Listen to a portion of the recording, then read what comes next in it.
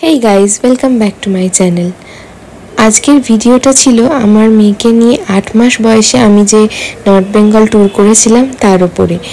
এই ভিডিওটা তোমরা এন্ড অবধি দেখো। এই ভিডিওটাতে আমি এমন এমন জায়গার খোঁজ দেবো তোমাদেরকে যেখান থেকে তোমরা রুমে বসেই দেখতে পাবে পুরো কাঞ্চনজঙ্ঘার ভিউ।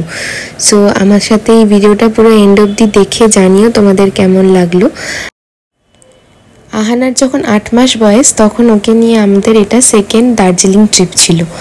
শুধু দার্জিলিংই নয়, আমরা নর্থ বেঙ্গলের আরও অনেকগুলো জায়গা এখানে গেছিলাম।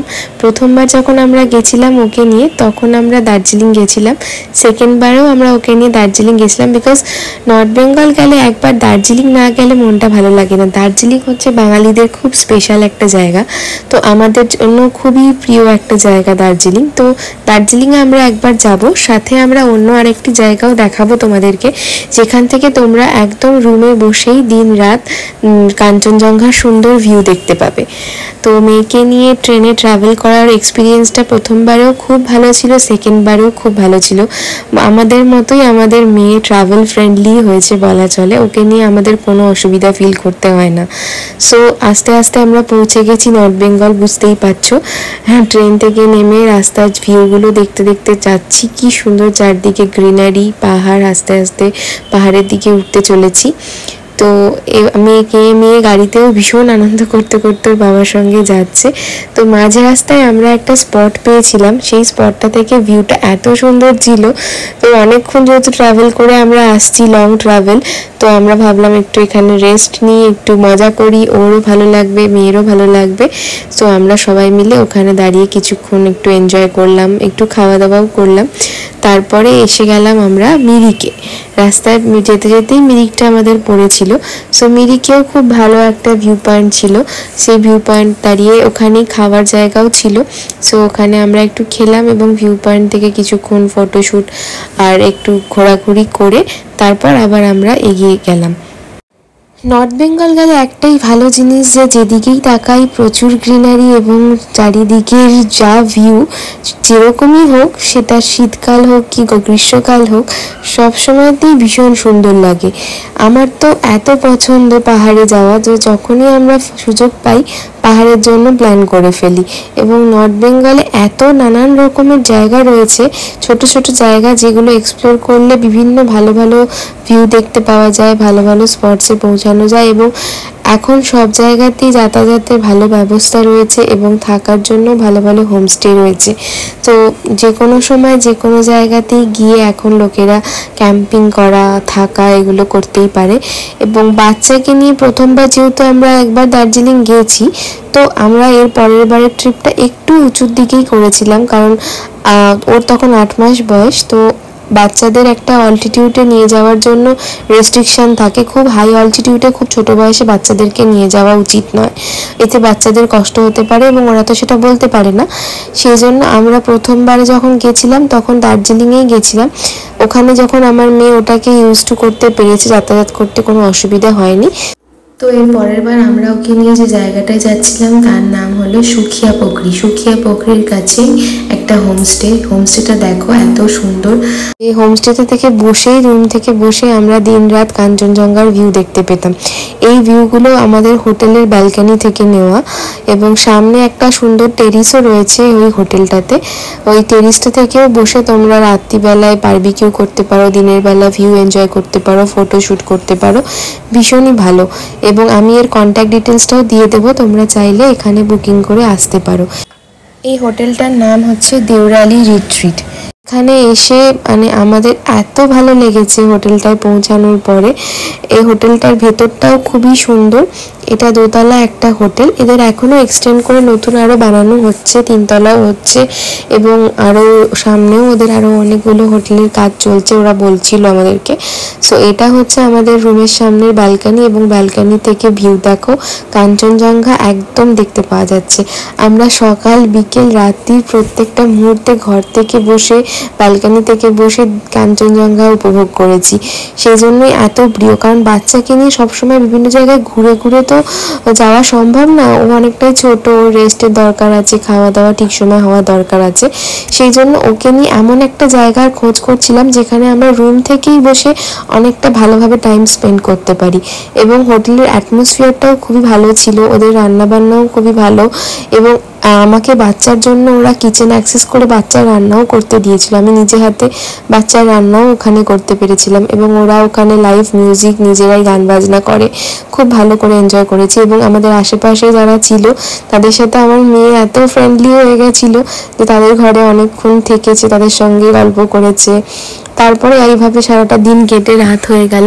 প্রথম দিনটা আমাদের এভাবেই মানে গিয়ে থেকে কেটেছে, ওখানে ওদের সাথেই, আর মানে পাশের রুমে যারা ছিল তাদের সাথে এনজয় করেই কেটেছে। এবং আমি তো রুম থেকে বসেই এত সুন্দর সুন্দর ভিউ দেখতে পেয়েছি যে আমি ভীষণ স্যাটিসফাই। পরের দিন সকালে উঠে মেয়ে ভীষণ ভালো করে ঘুমিয়েছে। ঠান্ডা ওয়েদারে বাচ্চাদের খুব ভালো ঘুম হয়। তো আমার মেয়ে যেহেতু শীতকালেই জন্মেছিল, গরম ওর খুব একটা পছন্দের নয়, ও শীতটাই বেশি পছন্দ করে। তো ওখানে গিয়ে ঠান্ডা ওয়েদারে ও খুব ভালো করে খাওয়া, ঘুম সব কিছুই করেছে। এবং আমরাও খুব ভালো করে রাত্রিটা এনজয় করতে পেরেছি। সকালবেলা উঠে ও খুব ফ্রেশ মুডে, এখানে দেখো একটা কাচের ঘেরা জায়গা রয়েছে যেখানে বাচ্চাদেরকে নিয়ে বসেও তুমি পাহাড়ের ভিউ এনজয় করতে পারো।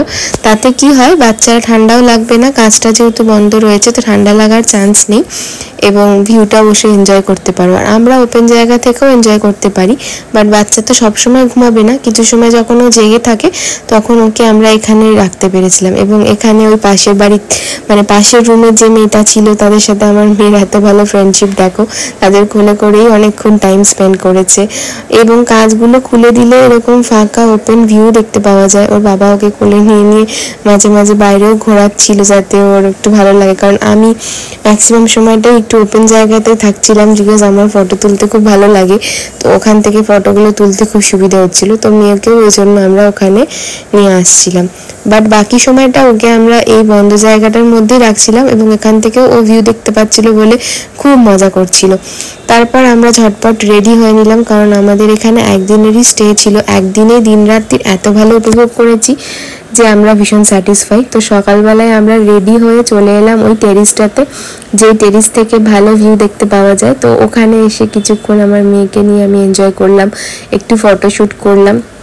এবং এখানে গানও চলছিল ব্যাকগ্রাউন্ডে, যেটা তোমাদেরকে শোনাতে পারলে ভালো হতো, বাট আমার কাছে সেই রেকর্ডটা নেই।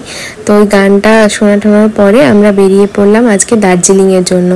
এরপর এসে গেছি দার্জিলিং, বুঝতেই পারছো ভিডিও দেখে, এটা হচ্ছে দার্জিলিংয়ের মল রোডের একটা ভিউ। মল রোডে অলওয়েজ ভিড়, মানে এরকমই ভিড় থাকে, আমি যতবার এসেছি মল রোড দার্জিলিংয়ের কখনোই ফাঁকা থাকে না, কারণ এটা হচ্ছে দার্জিলিংয়ের সবথেকে ফেমাস জায়গা। তারপর আমরা চলে এলাম ক্যাভেন্টার্সে। ক্যাভেন্টার্সে এসে একটু চা খেলাম, এখানে এসে আরও অনেক কিছু খাবার দাবার অর্ডার করে খাওয়া দাওয়া করে তারপর ওর বাবা আর ও মিলে বেরিয়েছিল মল রোডেই ঘুরতে। আমরা এই ট্যুরটা খুব একটা হেক্টিক রাখিনি, যেহেতু প্রথম দিন আমাদের একটা মানে জায়গায় গিয়ে সেখান থেকেই কাঞ্চনজঙ্ঘার ভিউ ভালোভাবে দেখার এই এক্সপিরিয়েন্সটা হয়ে গেছে।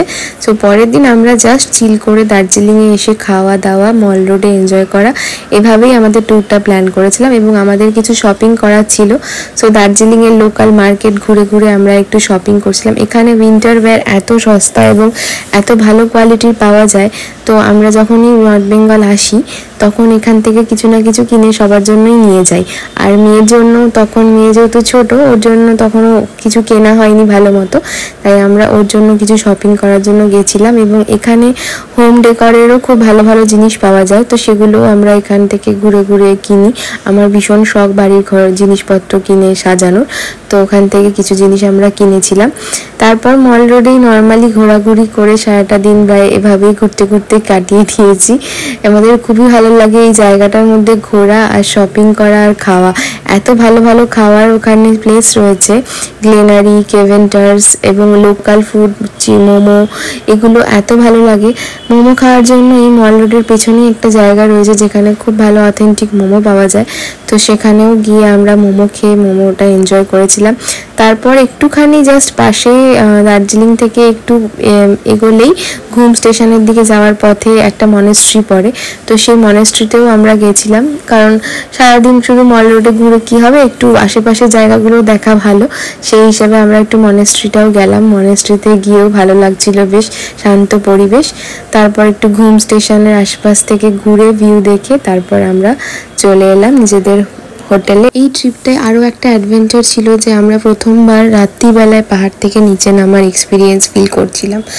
আমরা কোনোদিনই এটা আগে করিনি এবং বাচ্চা নিয়ে এটা নিয়ে একটু ভয়ও লাগছিল, বাট একদম কাক ভোরে মানে 3-4টের সময় আমরা সেদিন বেরিয়েছিলাম। প্রচণ্ড বৃষ্টি হচ্ছিল, অদ্ভুত একটা ওয়েদার, কিন্তু এক্সপিরিয়েন্সটা দারুণ ছিল।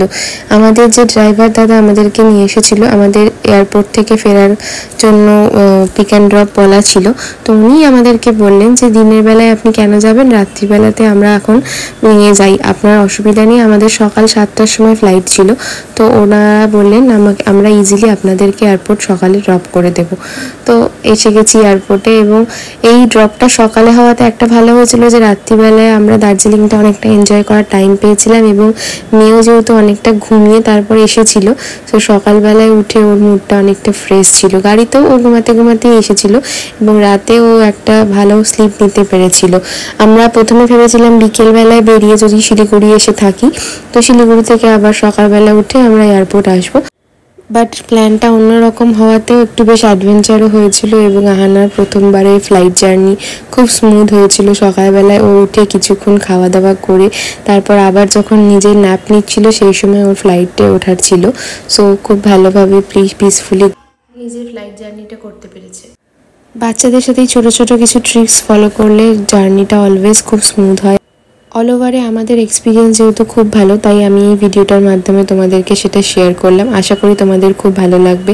আমার এই ভিডিওটা ভালো লাগলে আমার চ্যানেলটাকে লাইক, শেয়ার অ্যান্ড সাবস্ক্রাইব করো, অ্যান্ড বেল আইকনটা প্রেস করে রেখো, যাতে এরকম ইনফরমেটিভ ভিডিও এবং এরকম ট্রাভেল ব্লগ আমি আরও তোমাদের সাথে শেয়ার করতে পারি। ডেসক্রিপশন বক্সে আমি সমস্ত কিছু ডিটেলস দিয়ে দিয়েছি, তোমরা চাইলে চেক করতে পারো, এবং অন্যান্য ভিডিও আমার প্রোফাইলে দেখো, অনেক travel video and experience share করা আছে। Thanks for watching, bye bye.